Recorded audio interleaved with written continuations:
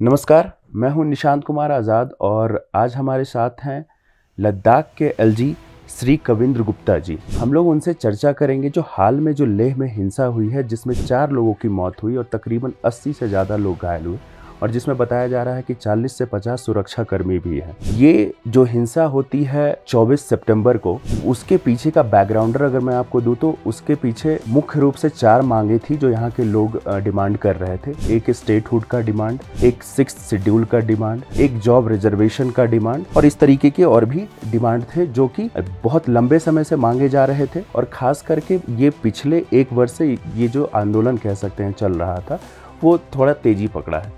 2019 में जब आर्टिकल 370 हटाया गया और यूटी बनाया गया लद्दाख को, तब यहाँ के लद्दाख वासियों ने उस निर्णय को बहुत ही हंसते हंसते उसको स्वीकार किया और जो भी यहाँ के लोग थे उसको काफ़ी अप्रिसिएट किया गया, क्योंकि ये बहुत ही लॉन्ग पेंडिंग डिमांड माना जा रहा था कि लद्दाख को यूटी बनाया जाए। और अब अचानक से पिछले कुछ समय में अचानक से स्टेटहुड का डिमांड जो है बहुत तेजी से जोड़ पकड़ता है कि हमें स्टेटहुड दिया जाए। बताया जाता है कि 24 सितंबर को जो हिंसा हुई है, जो भीड़ के द्वारा, जो चाहे वो भाजपा कार्यालय को आग के हवाले कर दिया जाए या सेक्रेटरी के ऊपर पत्थरबाजी हुई और फिर जो झड़प होती है सिक्योरिटी फोर्सेज और लोगों के बीच में, जिसमें 4 लोगों की जान चली जाती है। बताया जाता है कि 1989 के बाद ये सबसे मोस्ट वायलेंट डे बताया जाता है लद्दाख के हिस्ट्री में। हम लोग एलजी साहब से बात करेंगे और उनसे जानेंगे कि क्या कुछ सच में ज़मीनी मुद्दे हैं यहाँ पे और क्या सिर्फ स्टेटहुड का डिमांड ही एक मेजर कॉज था वायलेंस का, या इसके पीछे कुछ और भी वजह थी। कविंद्र गुप्ता जी, आपका बहुत बहुत स्वागत है ऑर्गेनाइज़र के मंच पे। मैं आपसे जानना चाहूँगा कि जो हिंसा होती है 24 सितंबर को, उसके पीछे की रूट कॉज क्या देखते हैं आप? देखिए, जैसे आपने कहा, पूरे देश में लोकतंत्र में डिमांड्स भी रहती हैं लोगों की, उसको पूरा भी किया जाता है, उस पर चर्चा भी होती है, उस पर आंदोलन भी चलते हैं। लेकिन कहीं कहीं ये चीज़ें सस्पिशियस रहती हैं कि किस चीज़ के पीछे किसका हाथ है। 24 तारीख से 2 दिन पहले का वाकया है, जब कुछ लोगों ने प्रेस कॉन्फ्रेंस भी की और प्रेस कॉन्फ्रेंस के माध्यम से जो हुआ उसको पहले कहा गया। लद्दाख में जिस प्रकार का वातावरण रहता है उसमें जितनी पुलिस की रिक्वायरमेंट थी, हमारे लोग वहाँ पर डिप्लॉय थे वहाँ पर। लेकिन ये लगता नहीं था कि इस प्रकार से कहने और करने में अंतर तो रहता ही है। उस वक्त धरना भी ये चल रहा था। जो एक नौजवानों का मॉब है वो धरना स्थल की तरफ जाता है, वहाँ पर बैठता है, वहाँ पर बातचीत होती है, भड़काऊ भाषण भी किए जाते हैं। भारतीय जनता पार्टी का कार्यालय, उसको आगजनी करना, ये सब चीज़ें हुई। फिर जब ये चीज़ें हुई तो उसके बाद उनको बल मिला। बड़ी संयम से काम लिया पुलिस ने और सुरक्षा बलों ने। हथियार छीनने का भी प्रयास किया गया। हमारे पास सब वीडियोस हैं। और जब सुरक्षा बलों और मॉब के बीच इस प्रकार की हाथापाई हुई होगी, मैगजीन भी निकाल दी गई जो हमारी जानकारी के मुताबिक है, तो तब स्वाभाविक बात थी उस पर। लेकिन जब ज़्यादा ये हिंसा बढ़ी और पुलिस वालों को एकदम से वो उन्होंने किया, तो गोली चली और उसमें 4 लोग शहीद हुए। नहीं होना चाहिए था। हम भी कहते हैं कि किस तरह से नौजवानों को बरगला करके वहाँ भेजा गया, उन परिवारों के प्रति मेरी संवेदना है जिनके घर में मृत्यु हुई है। जिनका अपना बेटा चला जाता है वही लोग जानते हैं। और आज 24, 6, 30 और 3, 9, 10 दिन के बाद स्थितियां हम पटरी पर लेकर के आए हैं। अभी भी कुछ लोग चाहते हैं कि यहाँ का वातावरण बिगड़े। लद्दाख का वातावरण बिगड़े, इसको हम अफोर्ड नहीं कर सकते हैं। ये एक बॉर्डर स्टेट है। पाकिस्तान और चाइना दोनों बॉर्डर यहाँ पर लगते हैं। तो मुझे लगता है कि शांति व्यवस्था बनी रहे, इसके लिए प्रयास जारी है। अधिकारियों ने भी, पुलिस ने भी, सभी ने एक प्रयास किया है। लोगों की तरफ से भी आज तक रिस्पॉन्स ठीक ही है।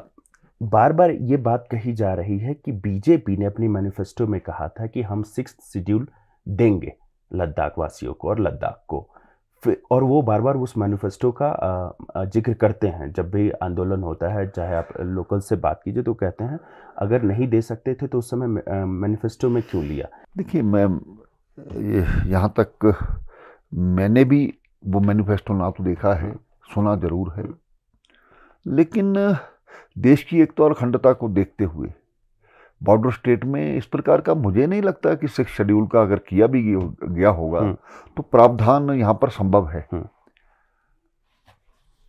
अगर है तो केंद्र ने कुछ सोचा होगा। केंद्र ने इसके लिए वार्ता पहले भी रखी थी और अब भी जारी रखी है। केंद्र ने अब भी 20 तारीख को इनको बुलाया था, लेकिन नहीं गए। उसका कारण यही लोग जानते होंगे, लेकिन आज भी 6 तारीख उसके लिए तय है। तो मुझे लगता है कि जो भी बातें हैं बातचीत के माध्यम से ही होगी। लेकिन 6 तारीख को बैठक होगी तो किसके साथ होगी? क्योंकि यहाँ के जो लोकल एपेक्स बॉडी है उन्होंने तो कह दिया है कि जब तक हमारी मांगे पूरी नहीं होगी तब तक हम मीटिंग नहीं करेंगे। देखिए, ठीक है, ये उनकी अड़ियलपन है इससे, लेकिन इससे कोई रास्ता निकलने वाला नहीं है। जब एक टेबल पर बैठेंगे तभी तो बातें होंगी ना। संवाद के बिना कुछ भी संभव नहीं, मेरा ये मानना है। जहाँ तक मेरी जानकारी है, अभी वर्तमान में देश में 4 राज्य हैं, मेघालय, असम, मिजोरम, त्रिपुरा, जहाँ 6th शेड्यूल लागू है। लद्दाख में क्या समस्या है, क्यों नहीं लागू हो सकता है, ये मैं आपसे समझना चाहता हूँ। देखिए, केंद्र ने जो बातचीत करनी है उस पर मुझे लगता है कि अभी बोलना नहीं चाहिए जी। तो वही इसका जवाब देंगे। जिस पर ऑलरेडी चर्चा चल रही है, उस चर्चा को किस प्रकार से आगे बढ़ाना है, वो किन कारणों से वहाँ पर ये किया गया है, ये वही बता सकते हैं। मुझे लगता है कि ये बोलना मेरा ठीक नहीं होगा। आपने जिक्र किया कि पाकिस्तान बॉर्डरिंग स्टेट में और चाइना जो है वहाँ पे जिस तरीके से जिन देशों के साथ आपके बॉर्डर्स लगते हैं, हमारे लिए ये लद्दाख बहुत ही स्ट्रेटजिक जोन हो जाता है। कई सारे रीज़न का ये पॉइंट है, और जिस तरीके से जो हमारे पड़ोसी देशों में जिस तरीके की घटनाएं हो रही हैं, चाहे बांग्लादेश की बात हम करें, अभी पाकिस्तान के POJK में जो भी चल रहा है वो हम देख सकते हैं, और ख़ास करके नेपाल में जो हाल के दिनों में हुआ। क्या आपने कहा कि आउटसाइड फोर्सेस थे जो लद्दाख में यहाँ पे जो इंटरफेरेंस हुई और जो डिस्टर्बेंस हुई उसके पीछे उनका हाथ है, तो क्या, और हम लोग जो सोनम वांगचुक की जो बात करते, जो एक्टिविस्ट हैं, उन्होंने भी अरब स्प्रिंग की बात की, तो क्या ये मॉडल जो पड़ोसी देशों में हो रहा है वो भारत में कहीं ना कहीं इसको भी लाने का प्रयास चल रहा है? देखिए, जिस तरह से आप जिक्र कर रहे हैं इन देशों का, उसी तरह से करने का प्रयास किया गया, लेकिन उस प्रयास को हमने असफल बनाया। तो लोगों ने साथ दिया, कितना ये बात की बात है, लेकिन कुछ लोग माहौल खराब करने के लिए आतुर थे, जिनकी इस प्रकार की मंशा को हमने असफल किया। अगर वही लोगों ने भाषण के माध्यम से, दूसरे माध्यम से लोगों को भड़काने का प्रयास किया। तो मुझे लगता है कि जहाँ तक लोगों का सवाल है, लद्दाख के लोग देशभक्त लोग हैं।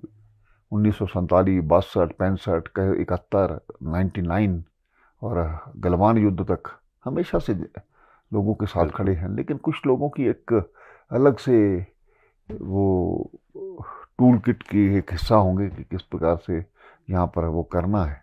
लेकिन मुझे लगता है कि जिस चीज़ को असफल बनाया, नहीं तो बहुत चीज़ें इन्होंने तो वही प्रयास किया था कि वो किया जाए, लेकिन लद्दाख की जनता के लिए, लद्दाख प्रदेश के लिए वो ठीक नहीं था। क्योंकि स्थिति भी हमने देखा कि सामान्य हो रही है, स्कूल खुल रहे हैं, बाजार जो है आप जो है जो नियमित समय है यहाँ पे लद्दाख में वो बाज़ार भी खुल रहे हैं, बसेज सर्विसेज जो है वो चालू कर दी गई है। तो ये जो एक टसल जो हम कह सकते हैं जो सरकार और बीच जो टसल चल रहा था वो कहीं ना कहीं वो धीमा हुआ है, लेकिन दोबारा से वो टसल न बढ़े इसको लेकर के सरकार क्या प्रयास कर रही है? देखिए, हमारी तरफ से वही जो इस एजुटेशन को लीड कर रहे थे या इन मांगों को लेकर के आगे बढ़ रहे हैं, नौजवानों की जो समस्याएं हैं, हम तो कहते हैं कि आप आइए, बात करिए, मैं भी तैयार हूँ, केंद्र भी तैयार है। और उसी चीज़ का हल पहले भी लोगों से मिलते हैं। और ये हर चीज़ हिंसा द्वारा, लेकिन इस चीज़ को उस आंदोलन से मुझे लगता है कि मिलाना वो ठीक नहीं होगा। आंदोलन होते हैं, पूरे देश में होते हैं, लेकिन जिस प्रकार से उस दिन का रुख बनाया गया वो ठीक नहीं था। इसमें जो मुख्य रूप से जो हम लोग बात करें कि 2-3 जो मुद्दे रहे इस पूरे आंदोलन में, पहला स्टेटहुड का मुद्दा। स्टेटहुड की जो मांग है कितनी जायज है? देखिए, मैं इस पर चर्चा नहीं करना चाहता। पहले भी यहाँ पर जिस प्रकार से डिमांड उठी हैं, तो स्टेटहुड की जहाँ तक डिमांड है, तो मुझे लगता है केंद्र ने कुछ ना कुछ इनके बारे में सोचा होगा, वही जवाब देंगे। मेरी और उनकी बात में अंतर नहीं होना चाहिए। जिस लाइन पर वो पहले बात कर रहे हैं उसी बात पर वो जो कंटिन्यू करें। अच्छा, यहाँ पे जो सिविल सोसाइटी है वो कई तरीके के कंसर्न दिखा रही है। यहाँ के जो खास करके कुछ प्रोजेक्ट्स चल रहे हैं लद्दाख में, इंडस्ट्रियल प्रोजेक्ट्स की मैं बात कर रहा हूँ। यहाँ पे सोलर पावर प्लांट लगाने की बात हो रही है। वो कह रहे हैं कि यहाँ पे उसके वजह से वाटर क्राइसिस हो जाएगा, क्योंकि यहाँ का जो इकोलॉजी है वो फ्रेजाइल है। कितना जस्टिफाइड है ये रीजंस? एक तरफ वो कहते हैं कि जॉब अपॉर्चुनिटीज नहीं है, दूसरा जब प्रयास कर रही है सरकार तो इस तरीके के सवाल उठाए जा रहे हैं। देखिए, इसमें जब कोई भी ये रिन्यूएबल एनर्जी आज पूरे विश्व में एक नई चीज़ के साथ लोग आगे बढ़े हैं, लद्दाख में उसकी संभावनाएं मुझे लगता है कि काफ़ी ज़्यादा है। जब सरकार किसी भी तरह के पग उठाती है, आज देखिए, अगर घरों पर सोलर ऊर्जा के माध्यम से, वही लद्दाख प्रदेश है जहाँ पर कुछ समय पहले बिजली होती नहीं थी, जनरेटर्स के आधार पर चलते थे। क्या लोगों को इस प्रकार से आज के इस वर्तमान युग में क्या लोगों को इस प्रकार से छोड़ा जा सकता है? आज लोगों ने घरों की छतों पर अगर सोलर के प्रोजेक्ट्स लगाए हैं, सोलर के पैनल लगाए हैं, तो आज उनको बिजली मिल रही है। आज वो उससे तरह तरह के काम कर पाते हैं, उनका जीवन बदला है। जो बुजुर्ग यहाँ आज कुछ साल पहले ही 2000 से बाद की बात, 2012 तक मैंने अभी तक देखा है कि बहुत से लोगों के घरों में बिजली नहीं होती थी। आज लद्दाख में अगर इस प्रकार की क्रांति आई है तो मुझे लगता है कि सरकार का एक बहुत बड़ा रोल है। अभी हाल ही में हमारे जो होटलियर्स हैं, जहाँ दूसरे बिजनेस ये जो कमर्शियल प्रोजेक्ट्स में भी इसका प्रावधान किया गया है। 15,000 रुपया पर जो किलोवाट के हिसाब से दिया जाता है। इसको उन्होंने भी अपनाया है क्योंकि यहाँ की ज़रूरत है। इतनी दूर दराज यहाँ तो आकर के जब देखें जनरेटर्स की एफिशिएंसी कम हो जाती है। हम तो चाहते हैं कि हमारे माध्यम से दूसरे प्रदेशों की इकोलॉजी को के लिए वृक्ष लगाना, क्या करना, वो सब चीज़ें पहले से उस पर भी जो मापदंड है अपनाए जा रहे हैं। सोनम वांगचुक एक क्वेश्चनेबल कैरेक्टर रहे इस पूरे मुहिम में, जिनके ऊपर आरोप भी लगा और उनके ऊपर एनएसए भी लगाया गया है और अभी उनको गिरफ्तार करके राजस्थान के जेल में रखा गया है। उनकी पत्नी सुप्रीम कोर्ट गई है सोनम वांगचुक को लेकर के।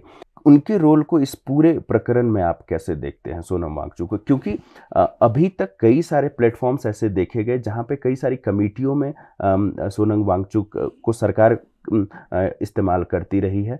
2019 में जब यूटी बना तो सोनम वांगचुक शायद ऐसे व्यक्ति थे जिन्होंने उसकी सराहना की। क्या बदला मतलब अचानक से सरकार और सोनम वांगचुक के बीच में? देखिए, जब तक कोई अच्छा काम करे, किसी विषय को लेकर के लोगों के बीच में जाए, जो सराहनीय रहता है। लेकिन आप पिछले दिनों की वीडियोस देखिए, वही बांग्लादेश, वही वही वो जो पाकिस्तान उन चीज़ों को इसके साथ जो मिलाना वो ठीक नहीं था, भड़काया गया लोगों। इसके पीछे जो अगर केंद्र सरकार ने NSA के माध्यम से उनको गिरफ्तार किया है तो सबूतों के आधार पर ही किया है, ऐसे नहीं किया है। वो नहीं किया जाना चाहिए था। देश की एकता और अखंडता के साथ कोई खिलवाड़ करे तो मुझे लगता है वो समझौते लायक नहीं होता। लद्दाख की अर्थव्यवस्था अगर हम लोग बात करें तो मुख्य रूप से वो टूरिज्म पे निर्भर करती है। 2019 में जब यूटी बना तो देखे गए कि जो यहाँ पे सैलानी आए, जो टूरिस्ट की संख्या है वो बढ़ती गई। 2019 के आंकड़े बताते हैं कि उस समय 2.8 लाख लोग आए, फिर 2023 में ये आंकड़े बढ़ के 5.2 हुए। 2024 में तकरीबन 4 लाख सैलानी आए हैं और उसमें फॉरेनर्स की संख्या ठीक ठाक होती है। जब इस तरीके का माहौल बनता है तो कहीं ना कहीं टूरिज्म अफेक्टेड होता है, और हमने देखा है कि जम्मू एंड कश्मीर के मामले में हमने पहले भी इस चीज़ को देखा है। एक यूटी या एक राज्य जो मेनली टूरिज्म पे ही निर्भर करता है, उसमें इस तरीके की घटना से कितना प्रभाव पड़ेगा? घटना हुई है, लेकिन आगे से ना हो इसको सुनिश्चित तो किया जाना है। कौन लोग इसके पीछे हैं? अगर यहाँ नहीं रोका तो कब रोकेंगे? तो लद्दाख को एक शांत प्रदेश था, शांत प्रदेश ही रहना चाहिए। जहाँ तक आपने टूरिज्म की बात की है जी, टूरिज्म को बढ़ाने के लिए सरकार के द्वारा बहुत से मापदंड अपनाए जा रहे हैं जो आने वाले समय में दिखेंगे और पूरे विश्व से आज भी लोग यहाँ पर आना चाहते हैं। उनको सही माहौल यहाँ पर मिले, उनको लिए यहाँ पर एडवेंचरस टूरिज्म का जो एक बहुत बड़ा स्कोप है, विंटर गेम्स का बहुत बड़ा स्कोप है। हमारे ऐसे ऐसे स्थान हैं जहाँ लोग प्रकृति का अलग अलग तरह से आनंद ले सकते हैं जो पूरे विश्व में नहीं है, वो यहाँ है। तो कुल मिलाकर के आपको बताना चाहता हूँ कि टूरिज्म ही नहीं, हर क्षेत्र में, चाहे वो शिक्षा का क्षेत्र है, चाहे हमारा हेल्थ का क्षेत्र है, यहाँ आज भी 7 बच्चों के पीछे एक टीचर है। मुझे लगता नहीं है किसी प्रदेश में ऐसा होगा। दूर दराज के गांव तक सड़कें पहुंची है, पाकिस्तान बॉर्डर तक बिल्कुल भी, और बीआरओ ने उसमें बेहतरीन काम किया है और अभी भी काम। और जिस प्रकार से सरकार द्वारा यहाँ का बजट बढ़ाया गया, 250 करोड़ का बजट जब जम्मू कश्मीर के साथ था 2019 से पहले वो हुआ करता था, आज वो 6400 करोड़ का बजट है। इसके अलावा BRTF और ये जो सेना का बजट अलग से यहाँ पर है, और हमारी जो दोनों हिल काउंसिल्स हैं उनके अलग बजट दिए जाते हैं, और सरकारी स्कीम्स हैं जैसे जोजिला टनल और सड़क मार्ग, उसके लिए अलग से पैसा दिया जाता है। कुल मिलाकर के किसी चीज़ की कमी नहीं है। ये लद्दाख की बेहतरी के लिए किया जा रहा है। 3 लाख की ये जो जनता है, हर व्यक्ति तक एम्प्लॉयमेंट पहुँचे, हर व्यक्ति तक शिक्षा पहुँचे, हर व्यक्ति तक यहाँ पर सेहत के लिए वहाँ पर उसको साधन मिले। सरकार इसके लिए प्रतिबद्ध है और कर रही है। आपने इसमें 2 महत्वपूर्ण चीज़ें गिनाई, एक एम्प्लॉयमेंट, दूसरा जो डेवलपमेंट का काम हो रहा है, हमने देखा है वो इंफ्रास्ट्रक्चर में हो, हेल्थ में हो, अलग अलग सेक्टर में हो, और जो एविडेंट है हम देख रहे हैं कि उसमें क्या कुछ हो रहा है, और ख़ास करके पिछले 10 सालों में जो यहाँ पे हुआ है। लेकिन फिर भी वो जनता में कॉन्फिडेंस क्यों नहीं आ रहा है सरकार के प्रति कि सरकार इतना कर रही है, उसके बावजूद भी जनता सरकार के विरोध में क्यों चली जा रही है? देखिए, इसको जनता का ही कॉन्फिडेंस में क्यों नहीं ला पा रही है? ये सबसे पहले ये आपने जो बात कही है बहुत ज़रूरी है, लोगों के बीच में इस प्रकार का वातावरण बनाना कि लोग को पता लगे। मुझे लगता है कि कहीं ना कहीं कमी रही होगी, और सरकार आगे भी काम कर रही है और पहले भी करती रही है। यहाँ आपकी जहाँ तक आपने एम्प्लॉयमेंट की बात की है, हमारे 3 लाख, जैसे मैंने कहा कि 18,000 यहाँ पर हमारे परमानेंट एम्प्लॉइज़ हैं, 4,000 कॉन्ट्रेक्चुअल हैं। इसके अलावा लद्दाख स्काउट्स है हमारा, MSME के माध्यम से 18,000 फर्म्स जो हैं उसके रजिस्टर हैं, जिसमें 50,000 के लगभग लोगों का वहाँ पर रजिस्ट्रेशन है। इसके अलावा होम स्टे के माध्यम से जगह जगह दूर दराज के इलाकों में होम स्टे बनाए गए हैं, होटल्स के लिए सब्सिडीज मिलती है। इंडस्ट्री जो भी है यहाँ पर, जो हमारा कृषि का क्षेत्र है, कृषि के क्षेत्र में यहाँ पर ग्रीन हाउस के माध्यम से लोगों को बड़ी सुविधा दी गई है। पश्मीना जो हमारा एक यहाँ का एक मुख्य साधन है, जो जिसके कारण से जियो टैगिंग भी उसकी हुई है। हमारा खुमानी तो उसके लिए भी जियो टैगिंग हुई है। इसके अलावा और भी बहुत सी ये आइटम्स हैं, हमारे फ्रूट है, उसको भी किया जा रहा है। यहाँ हर व्यक्ति को घर में एम्प्लॉयमेंट मिले, तो इस प्रकार की एक कोशिश। कविंद्र जी, ये आंकड़े मेरे पास भी थे। मैं यहाँ पे एक चीज़ समझना चाह रहा हूँ कि अगर हम लोग आंकड़े देखें कि जो रोजगार जिस वर्ग को चाहिए उसकी जनसंख्या अगर हम लोग निकालें तो तकरीबन 1.5 लाख के आसपास बनती है, और जो हमारे पास आंकड़े हैं और जो आपने आंकड़े दिए उससे लगभग वो सरकार फुलफिल कर रही है रोजगार देने में, चाहे सरकारी माध्यम से हो या प्राइवेट के माध्यम से हो। लेकिन इस पूरे आंदोलन में जो एक चीज जो डिमांड में हमने देखी वो जॉब रिजर्वेशन, जॉब अपॉर्चुनिटीज नहीं है, ये क्योंकि युवाओं को भी साथ लाना था। आपकी जानकारी क्या? हाँ, मैं उसमें कि युवा कैसे इसमें जुड़ गए, क्योंकि रोजगार तो आंकड़े बताते हैं कि रोजगार है। देखिए, यहाँ की एसटी की पॉपुलेशन है और 85% यहाँ पर रिजर्वेशन है स्थानीय लोगों के लिए। 10% इकोनॉमिकल वीकर सेक्शन ईडब्ल्यूएस। अभी 1 महीने 1.5 महीने में ये 1000 से ज़्यादा पोस्टों को हमने एडवर्टाइज किया है। मैं ये भी कहना चाहता हूँ अपने नौजवानों से, आइए, सरकार की बहुत सी ऐसी स्कीम्स हैं जिसके माध्यम से आप जॉब प्रोवाइडर बन सकते हैं, आप जॉब सीकर बन सकते हैं। और मुझे नहीं लगता कि आप अगर करेंगे कि हर घर में एक आध वो करेगी, इससे ज़्यादा भी देंगे, क्योंकि लोगों को ज़रूरत है। और खाली सरकारी नौकरी करना एक एम्प्लॉयमेंट का साधन नहीं होता, और बहुत सी चीज़ें हैं सरकार जिसमें काम कर रही है। जो भी यहाँ किया जाना है लोगों के हित में किया जाना है। अगर लोगों को ऐसा लगता है मिल बैठ करके कि आप क्या चाहते हो, तो क्या ये जॉब का मुद्दा जानबूझ के बनाया गया ताकि युवा? मैं इसके बारे में कुछ नहीं कहता।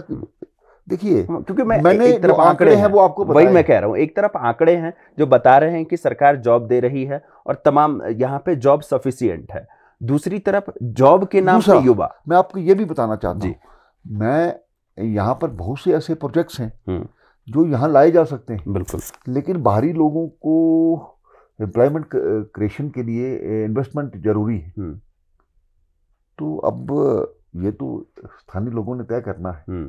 अगर बाहर से इन्वेस्टमेंट आती है तो स्वाभाविक बात है कि सभी का जीवन यापन होगा। वहाँ स्किल लेवल ठीक है, कहीं बाहर स्किल लोग हैं जो बाहर से लाए जा सकते हैं, लेकिन स्थानीय यहाँ के लोगों को काम मिलेगा ना।